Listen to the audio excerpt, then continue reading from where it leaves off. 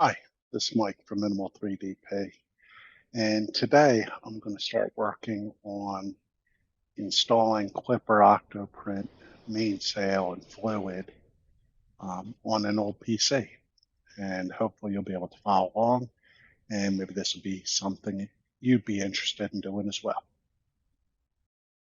If you've watched any of my recent videos, some are listed at the top. I've recently started to get into Klipper, and then I've also bought a new X5SA Core XY printer where I did the install and update a couple weeks ago. And so now I'm looking to connect that um, to either Octoprint, Klipper, or Mainsail. And right now it's incredibly hard to get a Raspberry Pi.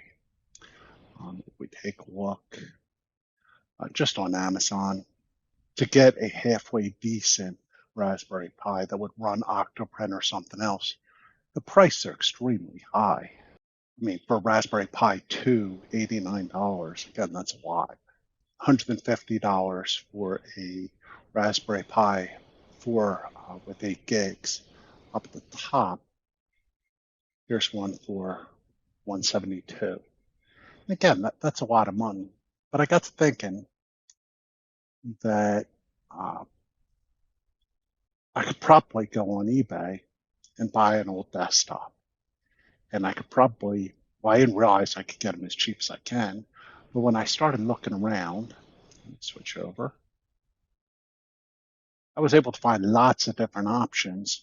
And I found this HP Elite 800, which has an i5 6500 chip in it, 8 gigs of RAM, and a 256 SSD. And I was able to buy two of them for $90. And then on top of that, once I paid shipping, tax, and all that, it was only $122. So I was able to get two desktops cheaper than I could buy one of these Raspberry Pis. I thought that was a pretty good deal. Um, and so what I've decided to do is go ahead and try to set up all my stuff so I can run just from these desktops. And I'm going to set them up as servers. And I'll go ahead and walk through this process. And I apologize for my camera lighting. It's been one of those days. But I'm going to go ahead and walk you through the process. Initially, it's going to be a little difficult to see just based on, because we're going to have to go from, I'm going to have to zoom in on the screen on another machine. But then I'll start working on this machine and we'll be able to follow right along. If you have any questions, I hope you'll post them in the comments. And if you like what I'm doing, please subscribe. Let's go ahead and get started. First thing you're going to need is you need a simple USB drive, 16 gigs of work. So I have this cheap one here, and I'm going to go ahead and plug this into my laptop. Because I'm using an older desktop, I've decided that I just want to use this all from the command line. Now, again, some people might find that a little intimidating. I'll be honest with you. Setting it up this way, you're sort of getting the same experience as if you were just using Raspberry Pi. If you think about it, with the Raspberry Pi, you'd be interacting via the command line anyway. And so I've chosen to run Ubuntu server. So I'm going to do Ubuntu server. And then I also like to stick with LTS version, the long-term support version, because hopefully that's supposed to be a little bit more stable. So I've gone ahead and the latest LTS versions supported with security updates through April 2027. And it has, if I really want a commercial support, I do not. Now, I'm going to point out that Ubuntu is based on Debian, and the operating system on the Raspberry Pi is also Debian based.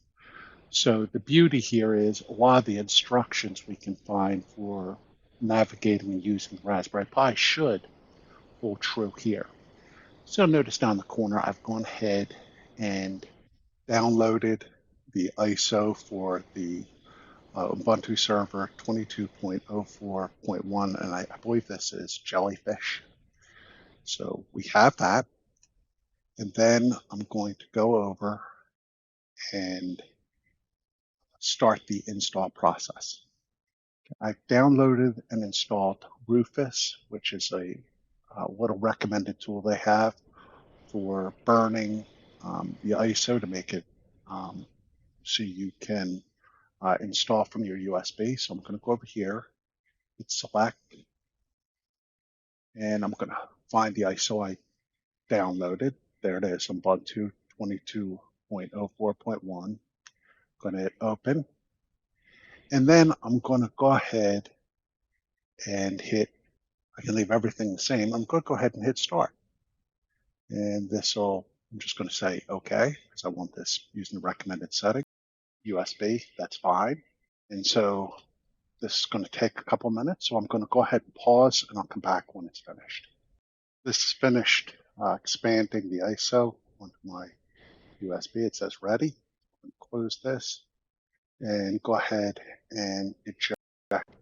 What I'm going to do is go ahead and go over to my old desktop I'm going to use, and I'm going to go ahead and put the USB drive into the front of the machine. The one thing about this machine that's pretty good is it does have USB 3, so that'll let me be a little faster. So I've gone ahead and switched over, and let me switch my camera views. What I've done is I've turned the machine on off the USB, and the very first option is try or install Ubuntu server. So I'm going to go ahead and hit enter on my keyboard. Now I do need a keyboard and mouse hooked up to this machine for this step, but once I have this actually going, I don't need to have this anymore.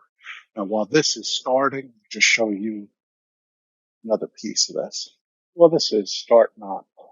One of the extra things I needed to buy was because this desktop doesn't have Wi-Fi, and when I first purchased this, I didn't have wiring here in my office. I went ahead and bought one of these cheap USB Wi-Fi adapters.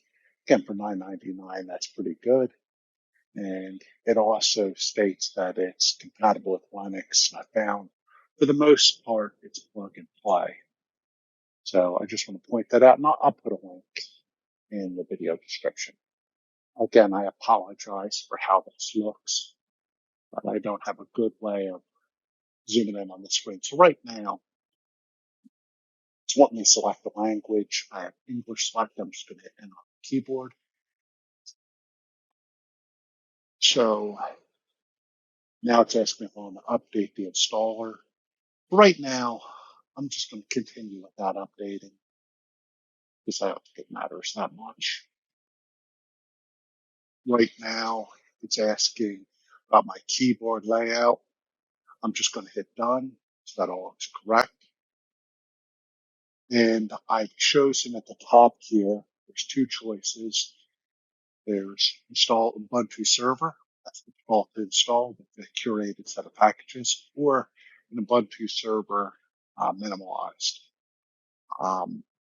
I would go ahead and just install regular Ubuntu server because that gives you a little bit more options in what it installs. So we're just going to go ahead and leave that as is.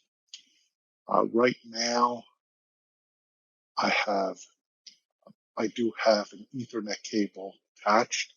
You see that's selected at the top. And I also have Wi-Fi support, and that's disabled. Go ahead and go up to the Wi-Fi. And I'm just going to go ahead and set this up, even though I'm not going to use it, just so you can see. So I'm going to hit, so highlight it and then select edit Wi-Fi. And it's going to ask you the name of your network. So I'm going to go ahead and type that in. And then they'll ask me my password. And I'm going to go ahead and type that in as well. And this is very similar to what you would do. It's very potty. I've gone ahead and save that. So now I have both the Wi-Fi and the uh, Ethernet cord set up. I'm going to go ahead down to the bottom and hit done. I don't need to do a proxy address. So hit done. I'm going to leave the mirror address as is. Hit done. My options now are this is how it's going to use the disk. And if you're unfamiliar with this, and what I've done is I've just selected use entire disk. And so I leave all those settings as is and hit done. It shows me what the disks are going to look like. That looks good. Let's hit done. And so we're going to hit continue to begin the installation process. And this will erase your disk. So just keep that in mind. Now I'm going to type in my name. That's spell my name right. I'm going to type in my server name, and I'm going to call this M3DP2. And username, I'm going to choose Wilson M. I'm going to enter a password. And I'll actually change this later. And I'll hit done. Before I hit done, I want to just make sure I have everything set up correctly. That all looks good. So we're going to hit done. Now, on this option, it's asking me, fix my camera a little bit. It's asking me if I want to install OpenSSH. I want to hit the space bar, install it.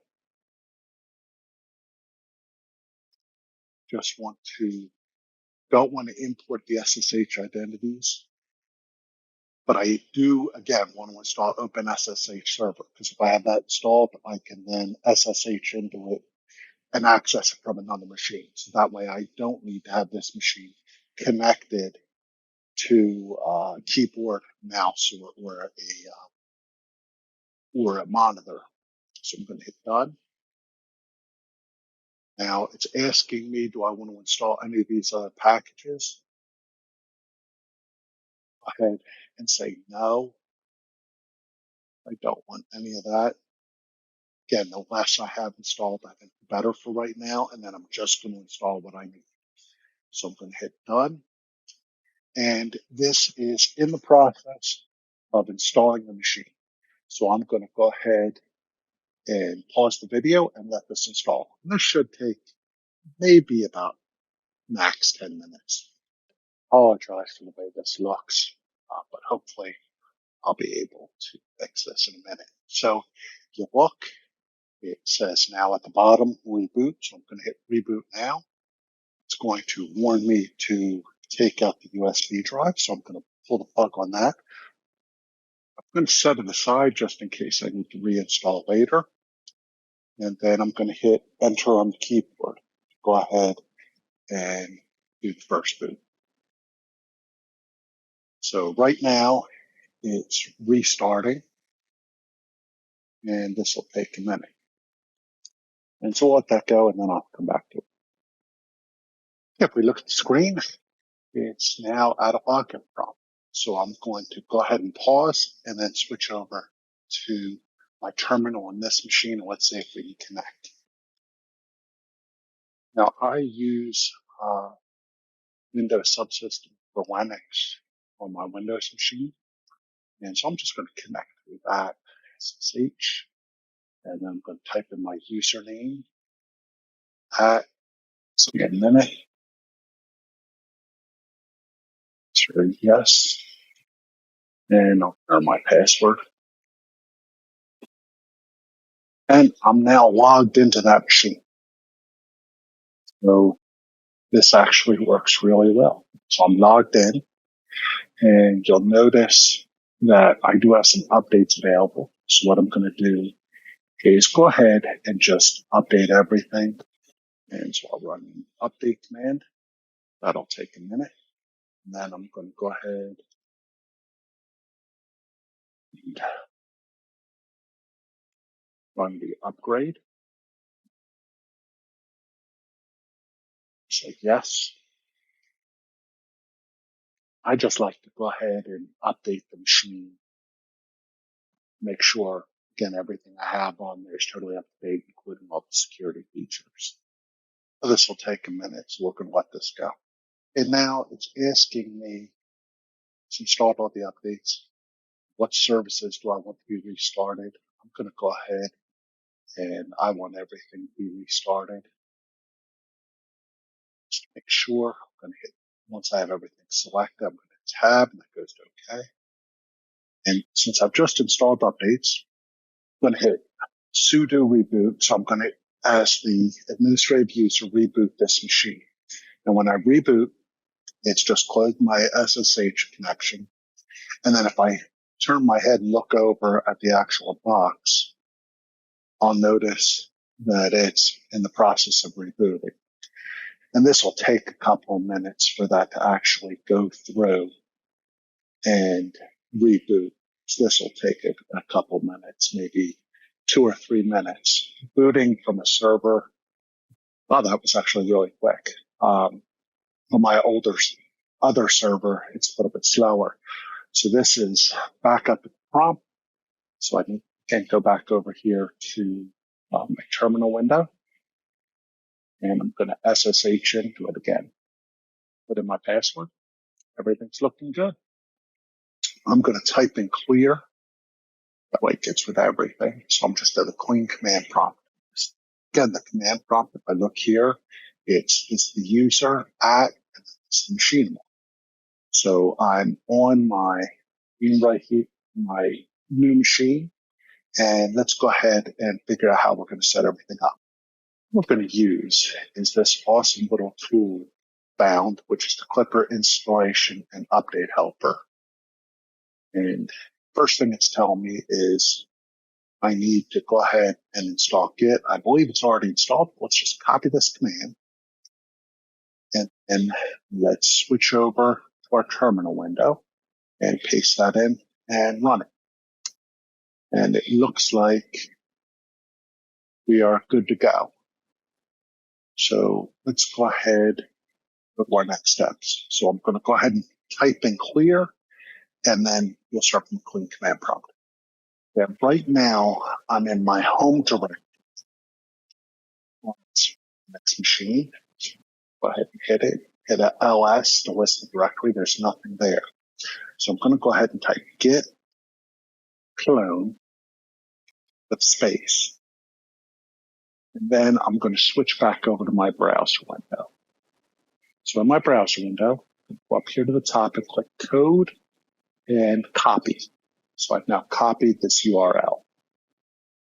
And let's go back over to our terminal window and paste that in. And so what we're doing is copying the installer, copying this repo over to our Ubuntu server. ls, and there's the folder. Okay, go back over to the browser. Scroll down here. There's the commands, and then I just need to run this command. Let's go ahead and go back over to the terminal window and paste this command. This is where things, at least in my mind, get pretty awesome. You'll notice that nothing's installed, so we're just going to go ahead through and follow the prompts here. So I'm looking at number 1, so 1, and I'm going to start an install. And the first thing I want to do, basically I'm going to install these pretty much in order. Now I'm going to point out that the MJPEG streamer is not working right now on this install, and I'll do a separate video and show you how to install the video portion independently. So right now this is just part 1, so I'm going to click 1 right here. So I'm going to start with a Klipper install. And you can use Python 2.7, which I believe supports ended for, or use Python 3. Now, right now, we're just going to go with the recommended. So I'm going to do Python 2.7, and it's asking me how many instances of Klipper do I want to run. Well, I'm planning on connecting 3 printers to this desktop or to the server. So I'm going to go ahead and install 3. So it's asking me, am I sure I want to do 3 instances? I said yes. And I'm going to go ahead and use custom names. So let's say yes. And name 1, I'm going to do my Sidewinder X1. I'm going to do my Ender 3D2. And I'm going to do my CR6SE. And this is going to go ahead and install Klipper. You'll notice it also checks for dependencies, so it'll install anything I need. So let me go ahead and pause the video while this is installing, and then we'll come back and see what the results look like. Now, while this is installing, I just want to point out a couple things. I mentioned how I bought my machine off eBay. So let's just go back over here to eBay, and I just want to show a couple things. I bought a machine that had an i5, 8 gigs RAM, and an SSD. So let's go up here, and I'm going to type i5 desktop. And there's a lot of options here. What I did was I always look for somebody that accepts offers. And then I sorted by price, lowest, shipping first, and start looking through things. Now, you want to be careful because some of these machines, if you look at this one, has no CPU, no RAM, no SSD. So you want to basically start going through here. This one has the processor, has 8 gigs of RAM, but has no hard drive. So you want to start looking through here and just see what you have and figure out, here's one that's an i5. It's a slower one. It's 4 gigs RAM, 500 gig hard drive. I'm not sure I like that one, but keep going down and look around. Here's one that this does have an SSD in it. Like I said, I can look through these and see if I can find something I like. But usually what I do is I go to any of these machines, I'll click on it, and I'll take a look. One, I want somebody that has a seller that has a lot of positive feedback. And I also look at what shape it's in and if they did some testing. And if they've done some testing, then I'd really think about it. So here's a machine that might work for me if I wanted to buy another one. So it's an i5, 8 gigs RAM, and a 128 gig SSD, and they accept offers, which again, I really like because I like trying to negotiate the price so it's better for me. When you use eBay, everybody knows how to use eBay, but what I recommend is, again, look at the machine, make sure it has a power cord, make sure it has a processor, RAM. Usually I look for an SSD. But if you go through here, you can find stuff that will be perfect for you for to run this stuff. And it's cheaper than a Raspberry Pi. And we might argue, hey, the power consumption, but honestly, it's not that bad. Here's one right here it's actually a pretty good deal. 8 gigs RAM, 500 gig hard drive. You're asking $1,250. Well, although it's $40 shipping, that's expensive. But like I said, go through if you want to go this route.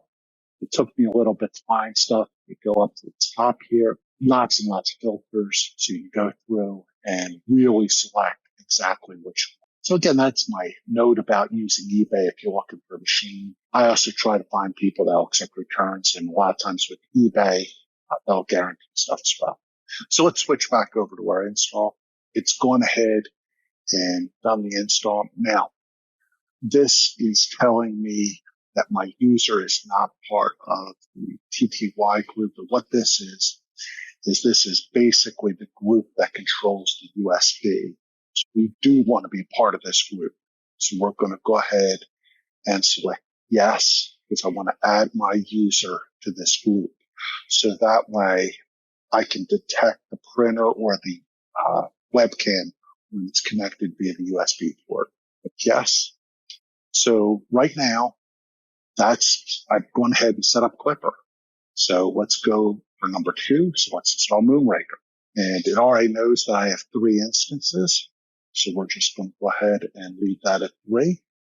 Yes, we're installing 3 instances of Moonraker. And again, what I love about this is it's checking to see if I have all the necessary dependencies. And when it notices I don't, it goes ahead and installs. So right now it's installing a bunch of dependencies. So let's go ahead and pause this, and I'll wait till I get to the next step.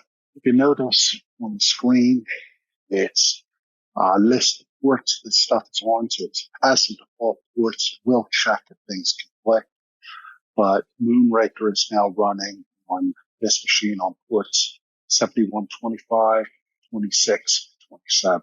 So that's all good. And let's go ahead and install Klipper web interface. So we're going to start with Mainsail. Now I primarily want to use Mainsail and Octoprint, but I'm going to go ahead and install Fluid too. So let's go ahead with number 3, and that's installing everything that's needed to run Mainsail. So we'll again pause it. Oh, you don't even have to pause. Let's read what this says. Have some important macros. They want to install some macros. Let's go ahead and install those. Yes. Mainsail's now installed. So we'll select number 4 and we'll do Fluid. You'll notice that it's detecting a conflict. Mainsail's listening on port 80, and let's do 81. Yeah, let's do 81 for Fluid. I think that'll be all right. It'll detect another conflict if that's not good. So we send a new port. I've entered 81. That looks good. Again, they want to install some macros, so I'm going to click yes. So we're all done. Now, I don't use the touchscreen GUI Klipper screen, but for the heck of it, I'm going to go ahead and install it. So I'll click 5, let go. I'll pause and come back. Finished installing that. So now we're going to go ahead and install Octoprint. So I'm choosing number 6. And the way this works is you really need to have the same number of Octoprint instances as you do Klipper to be equal. So I'm going to go ahead and do 3 Octoprint instances. And what's going to be interesting about this, I'm only going to have, I think, one of my machines, one of the 3 is going to be Klipper right now. The other 2 I'm just leaving on tomorrow. 3 instances. I'm going to click yes, agree, and we'll go ahead and let this run. Now, if I'm not mistaken, this is going to be installing on ports 5000, 5001, and 5002. You can't remember the port numbers you want to, as this install, and write this stuff down. Let's go ahead. I'll go ahead and pause and just come back. So that's gone ahead and finished. Now, I don't normally use or haven't used Pretty G code, but let's go ahead and install that as well. And that's going to install on port 7136. That should be all right. It's already done. I'm going to go ahead and install the Telegram bot. I haven't used that yet, but I do have Telegram installed on my phone. So let's go ahead and try that. And we're going to do 3 instances. And as you see, it's connecting to the Moonraker instances. So it's the CR6SE, Ender 3v2, and the Sidewinder X1. Next, we have the bot installed. And then last one here, number 9 is Vico for Klipper. That's used to be Spaghetti Detective. I've used it on one of my, but I'm not using it right now. But just for the sake of completeness, let's go ahead and install it. And I'll set up 3 instances. Yes, I'm just going to use their server. And it is going to ask me for the connection, but I think I have the option of basically telling it that I'll leave that and set it up in the future. So it looks like you're running Octoprint. And right now this works with Klipper only. Continue. Let's just hit yes. Go ahead and install this. And this will ask me I believe, for my password at some point. And we're just going to keep hitting yes here. Again, it's install multiple instances. This should be the last time. Now, I don't want to go ahead and link, so I'm just going to hit no. And for the heck of it, let's try 10 and just see if that's fixed. I don't think it is. Nope, no, it's not. So we're going to go ahead and hit back, and you'll notice that everything's installed. I can go ahead and update everything, remove things. I can make backups. But right now, I'm good to go. So everything's installed. So I'm going to go ahead and hit Q for quit. And that takes me back out to the command prompt. And so let me pause this, and then we'll switch over to my web browser and see how things look. Okay, now if we look at the browser, I've gone ahead and I've typed in http://m3dp2 for my server. The first thing it brings up is it tells me I need to go ahead and edit my Moonraker config to add in this domain. So I'm going to go ahead and just copy this. And then tells me to more details and all that, but we're going to go ahead. I'm going to try to progress without doing that. Let me just try add printer. We're going to do M3BP2, and we're going to do the first printer, which in my case is going to be on port 7125. And remember, I have a printer on 7126 and 7127. This is going to be for 3B2. So I'm going to hit add. And right now I need to probably make sure the printer is turned on and everything's plugged in. I'm sorry, I'm going to have to change that course. So let's just give this a minute, and let's switch back over to my Windows terminal. So I'm still connected. And if we remember in my home directory, I did only have one folder, which was our install helper. Now I have a whole bunch of different folders. Now the ones we're interested in is I'm just going to work on my Ender 3B2, and I'm going to try highlighting on the screen. So I have Ender 3B2 underscore data. So let's go ahead and do CD. Let's go ahead and do Ender 3B2 underscore data. And I'm going to do LS to list what's in there. And there's a config. So config folder. So let's do CD config and then LS again. And there's our Moonraker configuration. So in order to edit this, I happen to like nano, so I'm going to do sudo nano and then Raker. And you'll notice that down here, there's our course domains, and this is to allow other machines to connect to this. Let's go ahead and add in this machine. Now you'll actually need to go to each one of your printers that are connected and add this in. Now for the heck of it, I'm also going to try adding in my other server. So I've installed 2 of them. So in order to save this in Nano, what I'm going to do is hit Control X, click Y, and then click Enter. So that saves that. Now we're also getting a line here about something not being owned correctly. We'll fix that in a minute. Since I have an error, what I'm going to do is I'm going to go ahead, and here's a command to, I think, fix the root access and run that. And that should have just fixed my issue with Octoprint. Let's go back over and check everything out. Well, I've gone ahead and fixed my error with Octoprint, and then I just realized I'm making another mistake here. So let's go ahead and fix that. So over here on my web browser, let's go ahead and add my other printers. And so let's add all of them. 2, and then this is going to be 27. And this printer's not hooked up. And it'll show that. So right now, my mistake was that I tried to connect on 7125. Okay, so I've added all my printers, each of the 3 instances. You'll notice the only one that looks ready is this one that's the green check mark. And originally I was trying to connect to 7125. I didn't actually check my ports, so let me show you how to do that. So if I go back over to my connection on my server, hit Nano Moonraker, and I'm looking at my Ender3B2 underscore data folder, and then I'm in the config folder. So let's open that. And the Ender3B2 is connected. It's right up here at the top. You'll notice that it's port 7126. So to get out of this now, so I'm in Nano, so let's hit Control X. It won't ask me to save because I made no changes.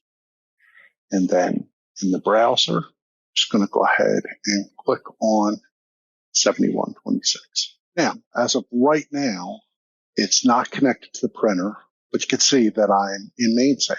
So this is good. So let's just navigate around a little bit, look at how things are set up. So everything looks okay. Again, doesn't say I'm connected, so it's a little bit concerning. Let's go over here and let's click on the printer config.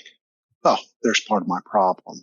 Don't have this all set up correctly. So let's go ahead. I'm going to go ahead and copy my actual config for this printer over here. So give me a second and let me move things around and I'll actually get the proper config in here to connect. I've gone ahead and taken my config file that was working previously, Raspberry Pi, for my Ender3B2, and I've pasted it in. I've made a couple quick changes, and I've left these 2 includes here at the top. Everything else should be correct, so I'm just going to hit save and restart, and I'm now connected to my printer. So, I mean, this is pretty cool.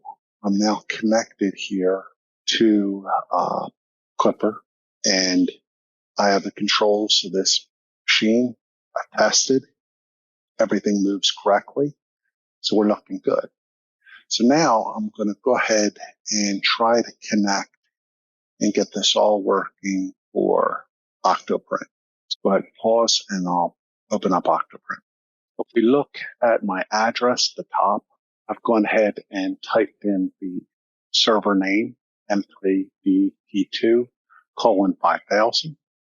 And so now let's just walk through the setup. Fresh install, enter in my username and passwords. I'll go ahead and run my tests. Those are all good. Enable connectivity check. It's enabled. Next. And so I'm going to continue to, I'm going to enable anonymous usage tracking. Next. Enable blacklist processing plugins. Next. All that in. Now, I haven't set up the streaming. As I said, that there's some issues with that, but I'm going to do a second video on that. So I'm just going to hit next and then finished. Now, you'll notice this is trying to connect to my CR6 SE. And just make sure. Yeah, so that's trying to connect to CR6 SE. So that's okay. But let's go up to the top here and set up the next printer. So I'm going to go to port 5001. I have to run through the setup again. And so let me pause this and I'll show you once I get to the Ender3B2. But I'm going to set up the Octoprint instance for all 3 printers. And that way I have it ready. And then we'll look more in depth at the Ender3B2. I've gone ahead and set up Octoprint for all 3 printers. And just to point out how this is set up, initial printer on port 5000 is the CR6. 5001 is the Ender3B2. And then 5002 with the 3rd printer is my Sidewinder X1. Now I actually need to go in basically and connect, figure out which printer's which. Not really an issue, but that's just the way it is. So what I'm going to do, let's go ahead. I'm going to go ahead and install the plugins. So that way, let me just install Octoklipper. That way we can show you connecting to this printer so you can see how it's done. So I'm just going to go plugin manager, get more, and type in Klipper. So Octoklipper, let's go ahead and install that. Now I'm going to go ahead and just hit restart now. Server should be restarting. Right now it's saying it's not. What we're going to do is, just to speed things along, we're going to go back over to our command prompt, and let's go ahead and just do a sudo reboot and reboot the machine. So while that's rebooting, I'll pause and we'll come back. You can see we're back up. So let's show it to the browser and go ahead and hit reload now. Up here at the top, it's telling me right now log file doesn't exist, and also my parent profile doesn't exist for Klipper. So let's go ahead and click on that and then click show editor. And right now it opens up a blank printer config. Let's go back over to Mainsail, and I'm going to go ahead and copy my printer config. Going in here and just hit Control A and then Control C. Switch back over here to Octoprint, and I'm going to go ahead and paste that in. Now I want to scroll up to the top and get rid of these includes for Fluid and for Mainsail. I don't need those in Octoprint or Octoklipper. So hit save and close, and I hit restart. Don't ask again. What I'm going to try is I'm going to try just to do a force reboot on the server. So that way, when it loads, it'll be in there. So that'll take a minute. Now, in order to get everything working with Octoprint, there's a couple of quick changes you have to make here. And so we're going to go to settings. And what I've done is went ahead and changed the serial port to auto and changed the baud rate, the correct baud rate for my printer, which is 115,200. I've also gone ahead and copied this port here. So I copied that. And then I scrolled down to the Octoklipper, went ahead and pasted that into the serial port for Octoklipper. Hit save, and then rebooted the whole server.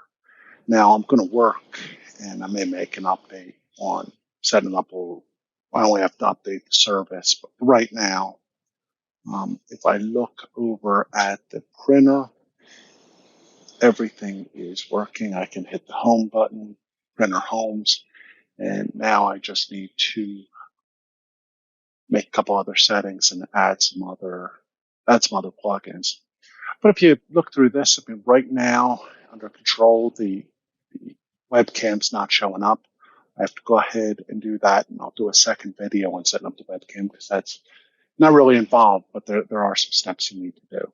This is Mike from Minimal 3DP going through how to install multiple instances of Klipper, Octoprint, and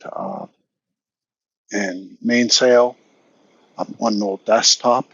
In my mind, an old desktop, although not as portable as a Raspberry Pi, you can get them really cheap on eBay if you look around and you're a little careful on who you buy from.